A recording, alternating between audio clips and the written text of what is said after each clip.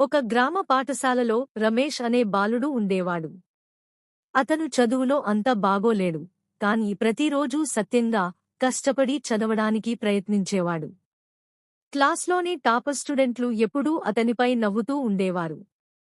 ఒకరోజు టీచర్ ఒక ప్రకటన చేశారు. ఈ పరీక్షలో నిజాయితీగా, నకలు చేయకుండా రాసిన విద్యార్థికి నేను ప్రత్యేక బహుమతి ఇస్తాను. అందరూ ఆశ్చర్యపోయారు. పరీక్ష రోజు వచ్చింది. రమేష్ రాత్రంతా చదివాడు, కాని కొన్ని ప్రశ్నలు రాలేదు. తనకు తెలియని వాటిని వదిలేసి తెలిసిన వాటినే రాశాడు. ఫలితాలు వచ్చిన రోజు క్లాస్లో టాపర్స్కి పెద్ద మార్కులు వచ్చాయి. కాని టీచర్ చిరునవ్వుతో రమేష్ దగ్గరకు వచ్చి, నీకు ఎక్కువ మార్కులు రాలేదు కాని నీవు నిజాయితీగా రాశావు. ఇది నీకోసం అని చెబుతూ అతని చేతిలో ఒక చిన్న చాకలేట్ పెట్టారు. రమేష్ కళ్లలో ఆనందంతో నీళ్లు వచ్చాయి. అతను అప్పుడు అర్థం చేసుకున్నాడు.